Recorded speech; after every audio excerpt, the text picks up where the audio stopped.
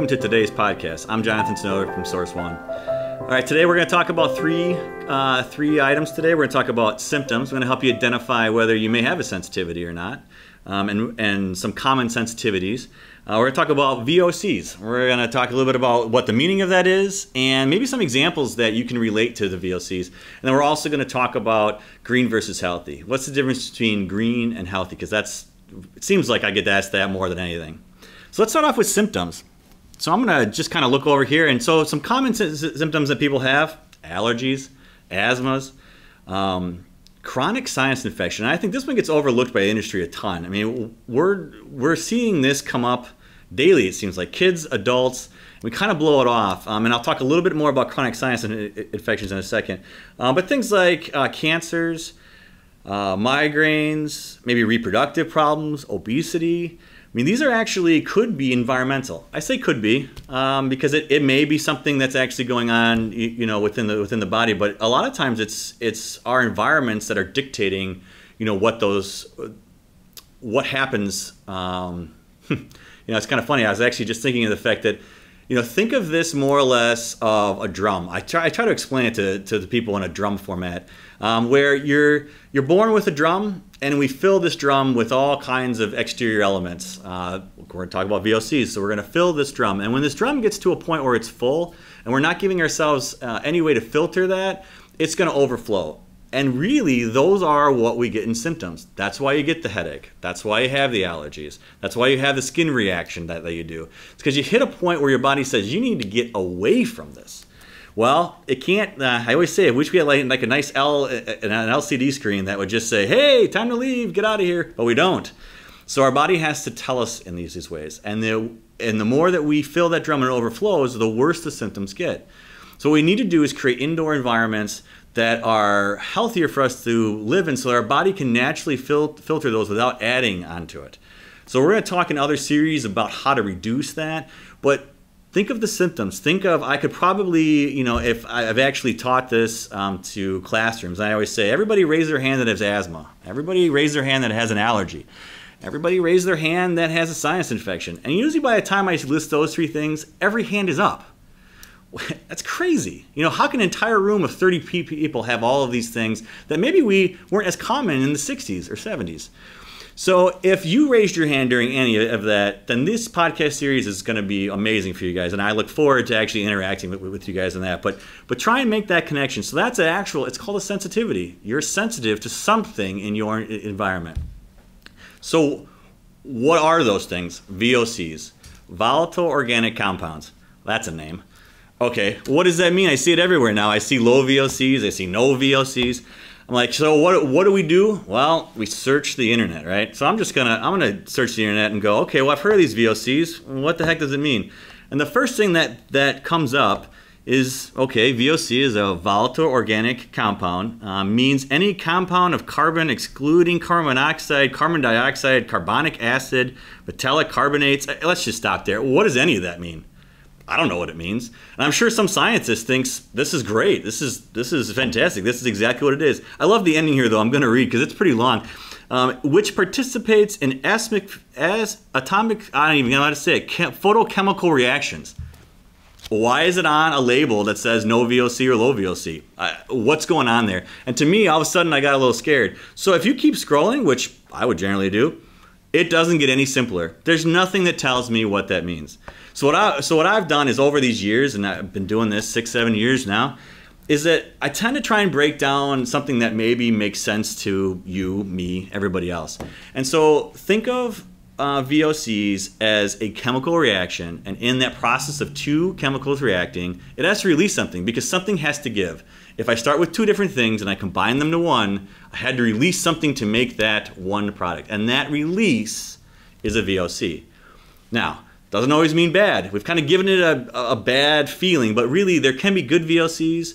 There are definitely bad VOCs. And we'll talk about VOCs in particular products over the next couple podcasts. But for today, I want you to start identifying what a VOC is. And I'm going to do an easy one. Carpet. All right, you just relayed brand new carpet on 800 square feet of your home, and you open that door after the carpet guys leave, and what do you smell? Well, we relate that smell to carpet, right? And what that's doing is all the chemicals that make up carpet and the backing and the underlayment, all that is now trying to settle itself out. And what it's doing is releasing that chemical to the air, and your nose immediately, your sinuses, they pick that up. The scary part is that it's been proven that that could last anywhere from 10 to 15 years. 10 to 15 years, I know, but I only smell that for the first couple months. What ends up happening is, like I said, you're filling that drum. Well, in order for the body to react with new things, and it always wants to be prepared, it wants to be, up to date, it also wants to be on guard, it's going to actually turn off that sensory that you smell the carpet in. So someone may come into your home a year later, and maybe some of you that are listening out there or watching have gone, yeah, I had someone come in like 12 months to 2 years later and said, oh, hey, you must have got new carpeting. Well, maybe their house is actually all hard surface and they have no carpeting. So they're not used to that chemical release. And so they'll look like you've got, or they'll smell that new carpet smell. Another kind of crazy thing that actually came out of all this research is, sensitivity to Christmas trees. Okay, well, what is that? That's pine. And so everybody goes, oh, I can't have a Christmas tree because I'm allergic to it. Well, if you live in the Midwest, we primarily build with wood, right? You know what kind of studs those are? Pine. You know how much of that is actually, although it's kiln dried, is leaching the sap over all the exteriors. I mean, if you've ever been there on a job site or you've done a project yourself, you know that you can pick up a piece of pine and it could have sap on it and it could ooze for, I don't know, 3 or 4 months. Not to say that that wouldn't maybe get wet, have to dry. And so people who have a sensitivity to pine also could have a sensitivity to their entire, house. Now the good news for that is that we'll talk about materials individually, but we also have to talk about what happens when we combine them with siding and drywall and actually what that actually means. So we'll cover more of these. These are the cool things that we're going to cover in all of these podcasts. So helping to identify what VOC is, sometimes you have to kind of relate to that, again, new carpet smell. So when people say, I'm not really sure what a VOC is, now you can say, well, carpeting, ever had it? Ever been in some place that has it? So that's a VOC. 2 chemicals combining into 1 chemical, and something's got to give. It's got to release, and that's what we're testing in the air. That's what we're trying to figure out whether it's a good VOC or bad.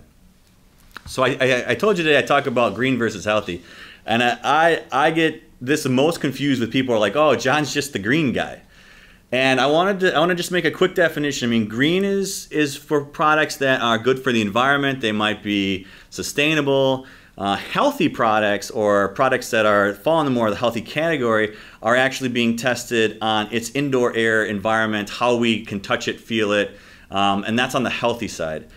Green is just taking kind of a curve right now with the fact that everything's green. You go into any store right now and it's green, green chemicals, green everything, green washing. The color green might be green. So what I'm trying to do with this series, and what I'm going to kind of prove to you guys and kind of show you how to identify, is what's the difference between green and healthy, and how to let people know that it's really not so much about trying to save the earth at this point for you, but kind of want to save my family and myself on it to make sure that we save the earth in the outcome. So today we talked a little bit about the symptoms. We talked, about sinus infections, asthmas, allergies, and how it could be caused by the indoor air environment that we're in at work, at home. We talked a little bit about VOCs, and we're going to go into VOC depth big time in every single product. So really, I just want you to be able to start to identify those. The Christmas tree, the smell of the Christmas tree, the carpet, the new carpet smell, new car smell. That's another one that you can identify. Those are VOCs that are in the air. And we also talk a little bit about that it's not about green as in the environment. We're really talking about your health. Trying to keep you out of the doctor's office, trying to keep you off those pills, having your children raised in a better, healthier environment, as well as you creating an environment for yourself that's healthy. So I want to thank you all for watching today. It's been a blast. I'm super excited about coming forth with the rest of these podcasts. But tell me how I'm doing. Tell me what you want to hear. Tell me your story. I mean, really, what I want to hear is what can I do to help you, and what are some of the struggles that you face, or what are some of the questions that you have? I'm a great resource. Write them down in the comments. Tell me what you want to hear. Tell me if you want to hear more. I'm only going to be here if you want me to be here. So thanks again for watching. Leave your comments. We'll see you next time.